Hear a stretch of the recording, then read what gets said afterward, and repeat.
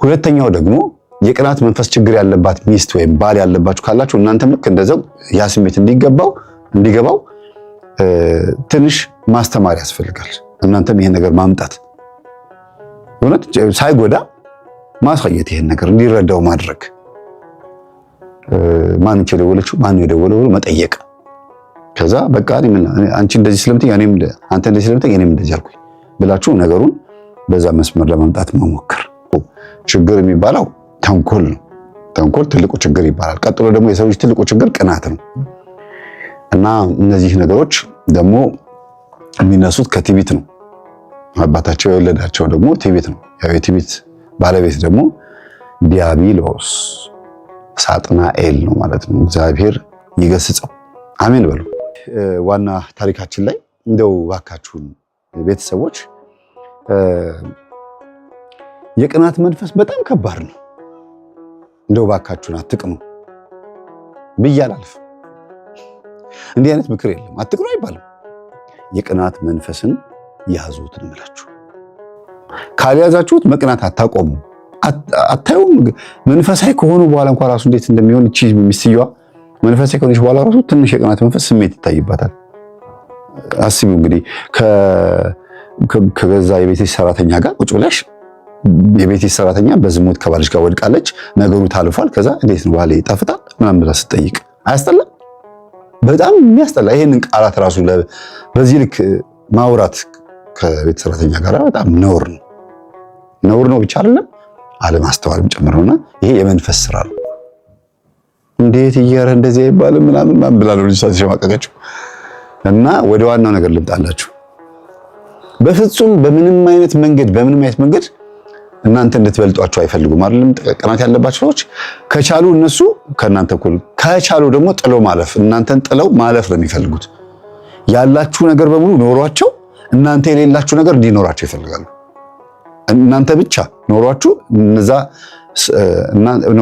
እነዛ ሰዎች ብቻ ኖሯቸው እናንተ ያን መግዛት የማትችሉት ነገር እስኪገዙ ድረስ ሀብታም መሆን ይፈልጋሉ። ለምሳሌ እንደ መኪና አልወድም እንጂ እኔ BYD የምትባለው ኤሌክትሪክ መኪና አዲስ የመጣችው መኪና ገዛሁ እንበል ያርግልኝና ያው አልነዳውም እኮ ዝም ብዬ ስጎርር ነው። እና ያንን መኪና መግዛት ፈልጋን ቀናተኛ ጓደኛ ማለት ነው። ይሄን ገዛው እኔ እኮ በጣም ርካሽ ነው፣ እኔ እኮ የተሻለው ልገዛ፣ ቆንጆ መኪና እኮ የገዛሁት ግን የተሻለ ነገር ነው አጠራቀም መግዛት እንፈልገው ብሎ ያወራል። ከዛም ያደርገዋል በልጦ ወይ ከተቻለ እኩል ያደርገዋል። ልገዛ እኔም እኮ ልገዛው አስቤ ነበር። አይገርምም? በጣም ስማ ቀደም ከኝ ደስ ይላል፣ በቃ ታጋዛኛለህ ይልና እናንተው ራሳችሁ የዛ ነገር ተሳታፊ ትሆናላችሁ። እና ሹራብ የለኝም ሸሚዝ የለኝም እስቲ ወጣ ብለን ገዝተን እንምጣ ይልና እናንተ በቃ አንተ የለበስከው አይነት ደግሞ ይሄ ያምራል እኮ ቆንጆ ነው አሳምረዋል፣ እኔም እናንተ እንዲያምርብኝ ይፈልጋለሁ ማለት ነው። እናንተን ይዘው ወጥተው እናንተ ሌላ ስትመርጡላቸው እነሱ የእናንተን ይመርጣሉ። ወይም ደግሞ እነሱ ራሳቸው መወሰን ከብዷቸው እስቲ የትኛው ልብስ ያምራል ምረጥልኝ ምናምን ይላሉ። ጥሩ እኮ ነው ለሰው ሐሳብን ሼር ማድረግና የሚያምር ነገር ይወዳል እሱ። ብራንድ የሆኑ ልብሶችን ይመርጣል፣ ወይም ደግሞ ቆንጆ ልብሶችን ያውቃል ተብሎ አንድን ሰው ወይም ታውቃለች ተብሎ ለጓደኛ ቅድሚያ መስጠት አክብሮትም ሊሆን ይችላል። ሲበዛ ግን ቅናት ነው። ለምን እኔ ኮንፊደንስ የለኝም ብሎ ማሰብም ጭምር ነው። ይሄ በጣም የበታችነት ስሜት ነው። ስለዚህ መንፈሱ ካልተወገደ በስተቀር ይሄን ዝም ካላችሁት ወደ ናርሲሲስትነት እየተቀየረ ነው የሚመጣው። ይሄ ነገር እኮ አያምርም ምናምን በቃ በፍጹም መበለጥ አይፈልጉም። እነሱ ከቻሉ ከእናንተ አልፈው መግዛት የማትችሉትን ነገር ገዝተው ሊያስቀኗችሁ ቢፈልጉ ደስ ይላቸዋል። ስለዚህ ብትችሉ እኔ ይሄንን እንደ አንድ የምመክረው ስግደት፣ ጾም፣ ጸሎት ያስፈልገዋል። እንዲሁ ዝም ብላችሁ በልምምድ ብቻ የምታስወግዱት ነገር አይደለም። ለየት ያለ ደግሞ አንዳንድ ለየት ያለ ቅናት መንፈስ ያለባቸው የማታውቁባቸው ማለት አትረዱትም። ይሄን እናንተ የራሳቸውን ነገር አይነግሯችሁም። እኔ እኮ ይሄን አደረግኩ አይሉ ልክ እንደዚህ ሰውዬ ማለት ነው። አይነግሯችሁም። ይሄን አድርጌያለሁ፣ ይሄን ፈልጋለሁ አይሏችሁም። የእናንተን ግን ያወጣጧችኋል። ምን ይሄ ልገዛ ይሄ ብታረግስ መጀመሪያ እናንተ የማትፈልጉትን ነገር ትፈልጉታላችሁ አትፈልጉትም ብለው ቼክ ያደርጋሉ። ወይም ደግሞ የገዛችሁትን ያወጣጧችሁና ቼክ ያደርጋሉ። ያላችሁን ማወቅ ይፈልጋሉ። ባያደርጉትም እንኳን ያላችሁ ነገር አውቀው መገኘት በቃ ይሄ ያለው እኮ ለማለት እንዴት ኖረው ለማለት ይሄ ራሱ የቅናት መንፈስ ምልክት ነው። ከባድ ነው በነገራችን ላይ ይሄም በጣም በጣም ከባድ ነው እና ተጠንቀቁ። ወደ መፍትሄ እንምጣ። ምንድነው መፍትሄው ለዚህ ሲባል ጭንቅላት ላይ የሚጮተው ሊቀ መላእክት ቅዱስ ዑራኤልን ይሄንን መልአክ አጥብቆ መያዝ ነው። የቅናት መንፈስን ለማስወገድ የአእምሮ ጨዋታ ስለሆነ አእምሮ ላይ ስለሆነ መንፈስ የሚሰራው ቅዱስ ዑራኤልን ስትጠሩት ይሄንን ሐሳብ ያስወግድላችኋል። መልአኩ ቅዱስ ዑራኤል ይርዳችሁ። አንዱ ይሄ ነው የቅናት መንፈስን ለማስወገድ። ሁለተኛው ደግሞ የቅናት መንፈስ ችግር ያለባት ሚስት ወይም ባል ያለባችሁ ካላችሁ እናንተም ልክ እንደዛው ያ ስሜት እንዲገባው ትንሽ ማስተማር ያስፈልጋል። እናንተም ይሄን ነገር ማምጣት እውነት ሳይጎዳ ማሳየት ይሄን ነገር እንዲረዳው ማድረግ። ማን የደወለችው ማን የደወለው ብሎ መጠየቅ። ከዛ በቃ አንቺ እንደዚህ ስለምትይ አንተ እንደዚህ ስለምትይ እኔም እንደዚህ አልኩ ብላችሁ ነገሩን በዛ መስመር ለማምጣት መሞከር። ይሄንን ግን ቀለል አድርጋችሁ ጸብ እንዳይመጣ አድርጋችሁ ቀለል አድርጋችሁ ለምን መሰላችሁ? አንዳንድ ጊዜ ልታደርገው የማትፈልገውን ነገር አንተ ሊደረግብህ የማትፈልገውን ነገር ሰው ላይ አታድርግ ስለሚል እናንተ አባወራዎች በተለይ ወንዶች ማለት ነው ማን የደወለው እስቲ አምጪ ስልኩ ምናምን ብለህ ስትጠይቅ አንተ የት ነው ያልከው ከማን ጋር ያወራኸው ብላ አልጠየቀችህም። የፈለገ ወንድ ስለሆንክ አባወራ ስለሆንክ እሷ ከማንኛውም ጋር ሰው ስታወራ አምናሃት ነው ያገባሃት። ዝም ብለህ ነው ልታምናት የሚገባው። እንዲሁ ራሱ እጅ ከፍንጅ የሚይዛት ከሆነ እጅ ከፍንጅ ትይዛታለህ። ራሱ ጊዜ የሚያጋልጣት ከሆነ ከዛ ደግሞ ያየህባት አዲስ ባህሪ ካለ ክትትል አድርገህ ነው የምታገኛት። ክትትሉ ደግሞ በመጠየቅ አይደለም። ማን ነው ብለህ በመጠየቅ አይደለም፣ ታገኘዋለህ ራሱ። ለምን አንተ ራስህ ስራ ውለህ ስትመጣ የት ሄደህ ምን አድርገህ እንደመጣ ያልጠየቀ አንደበት አለ እሷ ጋር። ከጠየቀችህም ደግሞ እኩል ለእኩል ለመሆን አይደለም መሆን ያለበት፣ መተማመን ያለበት። የማይተማመን ባልንጀራ በየወንዙ ይማማላል እንደሚባለው ይሄ ምንድነው? ማርያምን በስቲ ማርያም እግዚአብሔርን እስቲ ከእናቴ ለየኝ እየተባባሉ ነው የሚሄዱት። የማይተማመን ባልንጀራ በየወንዙ ይማማላል ማለት በተሻገሩ ቁጥር በሄዱ ቁጥር ማለት ነው። በየወንዙ ሲባል ወንዝ አሁን የለም ግን በየፌርማታ በሉት በየቀኑ በሉት እና ብትችሉ አግዟቸው፣ እርዷቸው፣ ተረዷቸው። የቅናት መንፈስ በጣም ከባድ ነው። እያደገ ሲመጣ በጣም ከባድ ጸብ ነው የሚያመጣው። ናርሲሲስት የመሆን እድሉ በጣም ሰፊ ነው። ለምን ይሄ ጸጋ የለኝም? በካህናት ደግሞ ሲመጣ በሚያጠምቁ አባቶች እንዴት እንደሚቀኑ ያቸው። ካህን እኮ ትልቅ የምድራችን ጸጋ ነው ቢያውቁበት። ክህነት ግን የሚያጠምቁ አባቶች ሲያጠምቁ ሲፈውሱ አጋንን ሲያስወጡያቸውና ቀላል እኮ ነው እኛ ምን አስጨዋለህ ምናምን ይላሉ። እስቲ አስጩሁ ቢባሉ የሚያስጩሁት በስራ ስር በቅጠላቅጠል ሊሆን በመስቀሉማ ቢሆን ኖሮ እስካሁን ድረስ ብዙ ህዝብ ባገዙ ነበረ። ያ እምቢ ሲላቸው የሆነ ነገር ያደርጉና ምናምን ይጀምራሉ እነሱ። ከዛ ደግሞ ይሳደባሉ። እንዴት በእኛ በር አላለፈም? እንዴት እኔ ጋር መጥቶ አጋንንት አልጮህም የሚመስል አይነት ቅናት በስብከታቸው እንዴት ሁሉም ይጮሃል እንዴት እያሉ እያስለፈለፉ።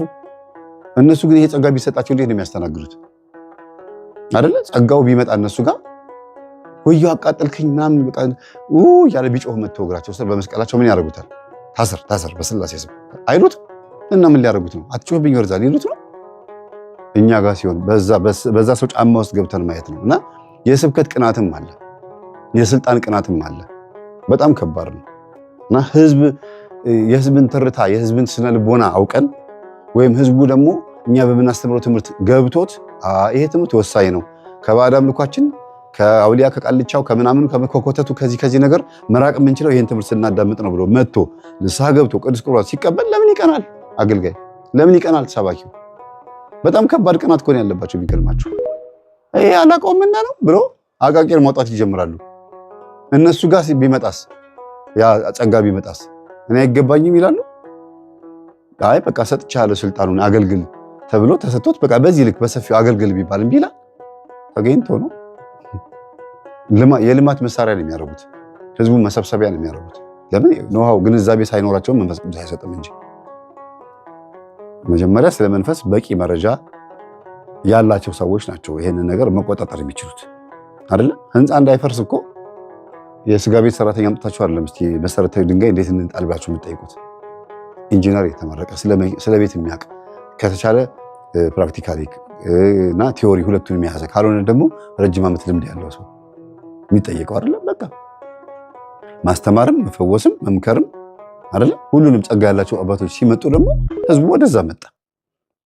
የራሳቸውን ጸጋ ማሳደግ ሲገባቸው በቀን እየሰገዱ እግዚአብሔር ሆይ ይሄን ጸጋ ስጠኝ ማለት ሲችሉ ህዝቡ እየዳነ ነው ብሎ በጎ ነገር ማሰብ ሲችሉ በቅናት መንፈስ ቀጠል ብለው በሚዲያ ላይ የሚያወሩት ነገር በሙሉ በጣም ያሳዝናል።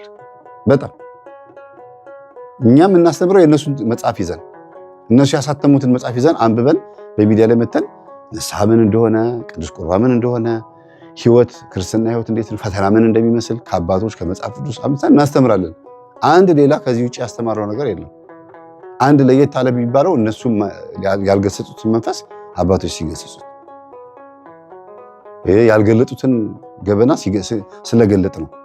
በየቤተ ክርስቲያኑ ጓሮ በየመቃብር ቤቱ እየተደበቁ ከልከሌዎስ መንፈስን የሙት መንፈስን የአፍዝ አደንዝዝ መንፈስን እየተዋረሱ ሰውን አፍዘው እንደነበር ስናጋለጥ ይላሉ። ምንድነው? እነዚህ ምንፍቅና ነው፣ ይሄ ንፋቄ ነው፣ የለየት ያለ ትምህርት ነው ይላሉ። ኧረ እናንተ ብትሰሩትስ የተለመደ ነው። ድብትርናስ ስር ማሽቀጠል በጣሹስ ለየት ያለ አይደለም። ቤተክርስቲያን ተቀብለዋል አይደለም እንዴ? እና አንድ ጊዜ በጣም ከባድ ነው በእውነት ቤተሰቦች፣ በጣም ለመናገር ይከብዳል። እና እግዚአብሔር ከቅናት መንፈስ ይታደገን። ሰላም አስፈልገ ይሁሉ ማሳት አይደል እንዴ? ዋናው ነገር ማሳት አይደል እንዴ?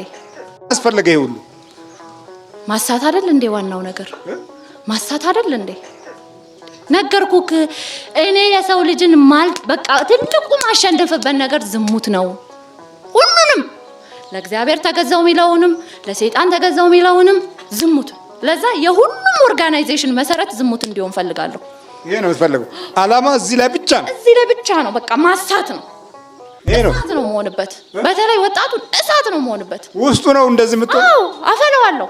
እንኳን ደግሞ ለሚጠጣልኝ ለሚያጨስልኝ ለሚቅምልኝ አይደለም ምንም ባያረግ ራሱ ዝም ብሎ በቃ ፊሊንግ እንዲኖረው ዝም ብሎ ልብ ውስጥ ነው የምትቀመጥ። የት ጋር ሆነ ነው? ላይ ብልቱ ላይ ከዛ ልቡ ላይ በቃ ዋና እኮ መያዣ የትኛው ቦታ ነው? አይን ላይ መጀመሪያ አስተያያለሁ። አይን ላይ እሺ።